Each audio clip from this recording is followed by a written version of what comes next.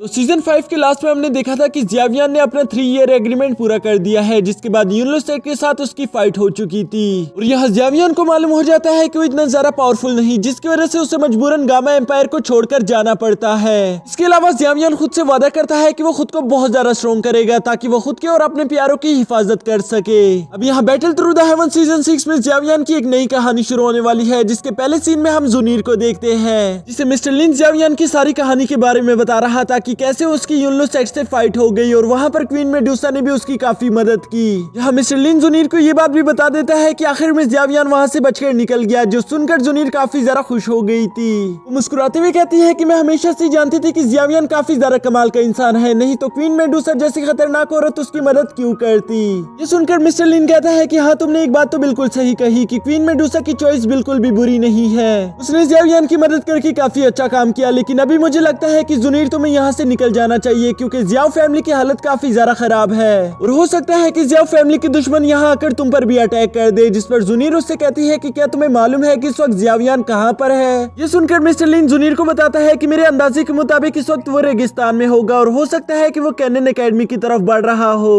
ये बात सुनती ही जुनीर के चेहरे पर एक छोटी सी मुस्कान आ गई थी, जो कि मिस्टर लिन से कहती है फिर तो मैं उसका यहीं पर रुककर इंतजार करूंगी, तुम्हें मेरे लिए ज्यादा फिक्र करने की कोई जरूरत नहीं, बल्कि मैं चाहती हूँ कि एकेडमी के बाहर तुम अपने लिए कोई जगह ढूंढ लो जहाँ पर रुककर तुम थोड़ी देर आराम कर सको। मिस्टर लिन जुनीर की ये सारी बातें सुनकर कहता है ठीक है, जैसा आपका हुक्म, मैं एकेडमी के बाहर रुककर आपका इंतजार करूंगा और आपको जब भी मेरी जरूरत पड़े बस आप मुझे हुक्म दे देना, फौरन ही आपकी मदद के लिए हाजिर हो जाऊंगा और इसके अलावा भी अगर मैं आपकी कोई मदद कर पाऊँ तो मुझे जरूर बताना। यहाँ मिस्टर लिन से ये सारी बातें करने के बाद हम देखते हैं कि जुनीर काफी ज्यादा खुश दिखाई दे रही थी और वो यूं ही हंसते मुस्कुराते हुए पहाड़ी से नीचे जा रही थी। अभी रास्ते में जुनीर का सीनियर बाइशन उसे वहाँ पर देख लेता है, जो कि उसे देखकर खुश होते हुए कहता है कि जुनीर तुम यहाँ पर क्या कर रही हो। यहाँ बाइशन दिल ही दिल में जुनीर से प्यार करता था और वो चाहता था कि मैं जुनीर से कुछ देर रुककर बात कर सकूं, लेकिन जुनीर उसे कम्प्लीटली इग्नोर करके अपनी सीनियर सिस्टर की तरफ चली जाती है। उसकी सीनियर सिस्टर उसे वहाँ पर देखकर कहती है तो अच्छा तुम यहाँ पर हो, मैंने तुम्हें कहाँ नहीं ढूंढा। जुनीर से कहती है कि तुम्हें अच्छे से मालूम है कि यहाँ एकेडमी का 15 दिन में एडवांस कंपटीशन होने वाला है और मैं चाहती हूँ कि तुम भी उसमें हिस्सा लो। मुझे वैसे भी ये बात जानकर काफी ज्यादा हैरानी हो रही थी कि लास्ट टाइम तुमने इस कंपटीशन में हिस्सा नहीं लिया था, जबकि तुम इस कंपटीशन को जीत सकती थी। सुनकर जुनीर कहती है पिछले साल मैं कुछ ज्यादा ही न्यू कमर थी और मैं नहीं चाहती थी कि मैं इस तरह से अपने सीनियर्स के साथ कंपटीशन करूं, क्योंकि मुझे उम्मीद भी नहीं थी कि मैं तुम लोगों से जीत सकती हूँ, आप लोग बहुत ज्यादा कमाल के हो। ये सुनकर उसके सीनियर सिस्टर गुस्सा हो गई थी और वो उस पर भड़कते हुए कहती है कि तुमने मुझे बेवकूफ समझा है क्या। मैं अच्छे से जानती हूँ कि तुम उस कंपटीशन में हिस्सा इसलिए नहीं ले रही ताकि तुम जियावियान का इंतजार कर सको, पता नहीं वो बेवकूफ पिछले 2 साल से वैसे भी एकेडमी नहीं आया और अब तो ऐसा कहा जा रहा है कि पिछले 2 साल से उसे किसी ने नहीं देखा, पता नहीं वो वापस लौट कर आएगा भी या नहीं। ये सुनकर जुनीर शर्माते हुए कहती है कि मुझे पूरा यकीन है कि इस साल वो वापस जरूर आएगा और इसके बाद वो अपनी सीनियर सिस्टर को लेकर आगे की तरफ चलना शुरू कर देती है। जबकि पीछे खड़ा बाइशन इन दोनों की ऐसी बातें सुनकर काफी ज्यादा गुस्सा हो गया था। वो गुस्से में कहता है कि आखिर इन दोनों को जियावियान की इतनी ज्यादा फिक्र क्यों है, मैं उसका सीनियर हूँ और वो पिछले 2 साल से वापस एकेडमी भी नहीं आया, लेकिन इसके बावजूद भी जुनीर हर वक्त उसी की फिक्र करती रहती है। और ये कहते साथ ही बाइशन ने गुस्से में अपने साथ मौजूद दरख्त को पंच कर दिया था, जिससे हमें उसकी ताकत का अंदाजा हो जाता है कि वो कितना ज्यादा पावरफुल है। इसके बाद सीन शिफ्ट होकर हमारे प्यारे हीरो जियावियान पर आ गया था, जो कि अपने पर्पल विंग्स का इस्तेमाल करते हुए रेगिस्तान को क्रॉस कर रहा होता है। अभी अचानक उसके मास्टर कहते हैं कि अगर मेरी बात मानो तो तुम्हें अपने पर्पल विंग्स को क्लोज कर लेना चाहिए, क्योंकि तुम ब्लैक हॉर्न कबीले के काफी ज्यादा करीब पहुंच चुके हो। ये बात सुनकर हम देखते हैं कि जियावियान ने अपने पर्पल विंग्स को क्लोज कर लिया था, लेकिन साथ ही साथ उसको अभी भी ये बात समझ नहीं आ रही थी कि आखिर मास्टर ने मुझे ऐसा करने के लिए क्यों कहा, जिसकी वजह से उसके मास्टर उसे बताते हैं कि शायद तुम्हें नहीं मालूम, लेकिन ब्लैक हॉर्न कबीला अपने गुंडों के लिए बहुत ज्यादा मशहूर है। मैं नहीं चाहता कि कोई भी वहाँ पर तुम्हारे पर्पल विंग्स देखकर तुम्हें पावरफुल समझे और इसकी वजह से तुम्हारे लिए काफी ज्यादा मुश्किलें खड़ी हो सकती है, इसलिए मैं चाहता हूँ कि तुम वहाँ पर एक आम आदमी बनकर जाओ। अपने मास्टर की ये सारी बातें सुनने के बाद हम देखते हैं कि जियावियान बिल्कुल ऐसा ही करता है, वो बिल्कुल एक आम आदमी बनकर उस कबीले में इंटर होने ही वाला था।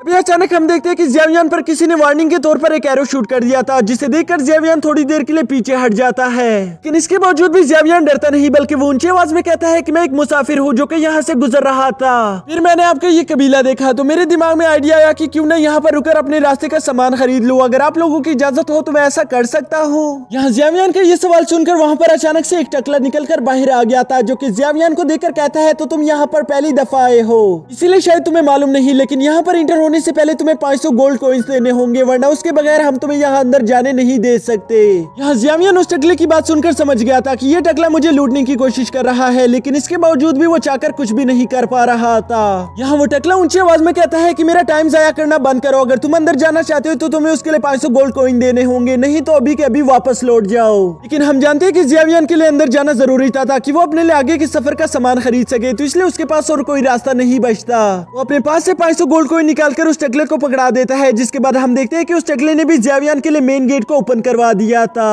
यहाँ उस ब्लैक होर्न सिटी में एंटर होने के बाद ज़ियावियन देखता है कि वहाँ पर काफी ज्यादा लोग मौजूद है। इसके अलावा वहाँ पर काफी ज्यादा तादाद में दुकानें भी मौजूद थी, जिसे देखकर वो काफी ज्यादा खुश हो गया था कि अब तो हमें अपने आगे के सफर का सामान मिल जाएगा। लेकिन अभी थोड़ी देर बाद ही हम देखते हैं कि ज़ियावियन एक दुकान से काफी उदास चेहरे के साथ बाहर निकल कर आ रहा था। वो अपने मास्टर से कहता है कि मैंने यहाँ पर चारों तरफ मैप्स ढूंढ लिए, लेकिन यहाँ पर कोई भी दुकान मैप्स नहीं बेच रही, अब बताए कि हम क्या करें। जिस पर उसके मास्टर कहते हैं कि तुम्हें हार मानने की कोई जरूरत नहीं, क्योंकि मुझे अच्छे से मालूम है कि यहाँ पर हमें कहीं ना कहीं कोई ना कोई मैप तो जरूर मिल जाएगा। सुनने के बाद ज़ियावियन में फिर से थोड़ा सा कॉन्फिडेंस आ गया था और वो दोबारा से मैप्स को ढूंढना शुरू कर देता है। तभी ढूंढते ढूंढते अचानक से वो एक अजीब सी जगह पर पहुंच गए थे, जहाँ ज़ियावियन देखता है कि ब्लैक होर्न कबीले के कुछ गुंडे मिलकर एक व्यापारी को लूटने की कोशिश कर रहे थे। वो उससे कहते हैं कि तुम्हारे पास जो भी है निकाल कर हमें दे दो। वो व्यापारी काफी ज्यादा डरा हुआ लग रहा था, जिसे देखकर ज़ियावियन पहले तो उसकी मदद करने की सोचता है, लेकिन फिर उसे ख्याल आता है कि मुझे इन लोगों से पंगा नहीं लेना चाहिए, और इसलिए वो उन लोगों से कहता है कि मैंने यहाँ पर कुछ नहीं देखा, इसलिए मैं यहाँ से जा रहा हूँ। और ये कहते साथ ही ज़ियावियन वहाँ से पलटकर जाने ही वाला था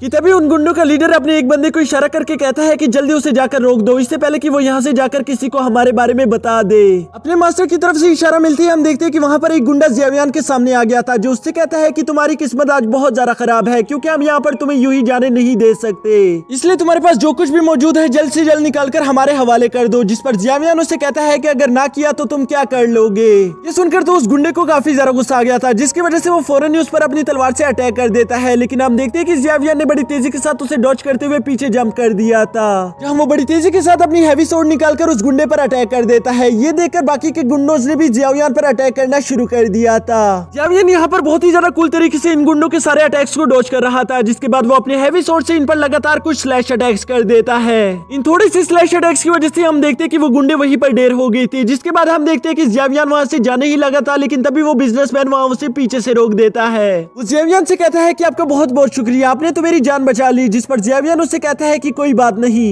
ये कहते साथ ही ज़ियावियन वहां से पलटकर जाने ही वाला था कि तभी वो आदमी दोबारा पीछे से आवाज लगाकर ज़ियावियन से कहता है कि क्या मैं आपके लिए एक ड्रिंक खरीद सकता हूँ। जिस पर ज़ियावियन उसे जवाब देता है नहीं, अभी मैं बहुत ज्यादा बिजी हूँ, इसलिए मेरे पास वक्त नहीं, मुझे यहाँ से जल्द वैसे भी निकलना होगा। ये सुनकर तो वो बिजनेसमैन और भी ज्यादा खुश हो गया था। वो फौरन से ज़ियावियन के सामने आकर उससे कहता है कि मैंने आपको फाइट करते हुए देखा, आप बहुत ज्यादा अच्छा फाइट करते हो, इसलिए मैं चाहता हूँ कि आप मेरी हेल्प कर दो। मेरे पास कुछ ट्रेजर मौजूद है जिसे मैं ब्लैक सील सिटी लेकर जाना चाहता हूँ, क्योंकि वहाँ पर एक ऑक्शन होने वाला है। मुझे रास्ते में काफी ज्यादा डेंजरस जगहों से गुजरना पड़ सकता है, इसलिए अगर आप हमारे साथ चल दो तो मुझे काफी ज्यादा खुशी होगी। और मैं ये सब आपसे फ्री करने के लिए नहीं कह रहा, बल्कि आप चाहो तो हमसे पैसे भी ले सकते हो। जिस पर ज़ियावियन थोड़ी देर के लिए खामोश हो गया था। अभी अचानक उसके मास्टर ज़ियावियन से कहते हैं कि ये काम सा बिजनेसमैन लग रहा है, तो इसलिए ये बेहतर होगा कि अगर हम दोनों इसके साथ चल दे। वैसे भी हमारे पास यहाँ पर कोई मैप मौजूद नहीं, तो इन लोगों के साथ चलना सबसे ज्यादा बेहतर है। जो सुनकर ज़ियावियन उसको हाँ कर देता है। ये सुनकर वो बिजनेसमैन काफी ज्यादा खुश हो गया था। वो फौरन से ज़ियावियन के साथ हाथ मिलाते हुए कहता है कि मेरा नाम है थॉमस और मेरा करवा आपका इंतजार कर रहा है। इसके साथ ही हमारा ये एपिसोड भी खत्म हो जाता है।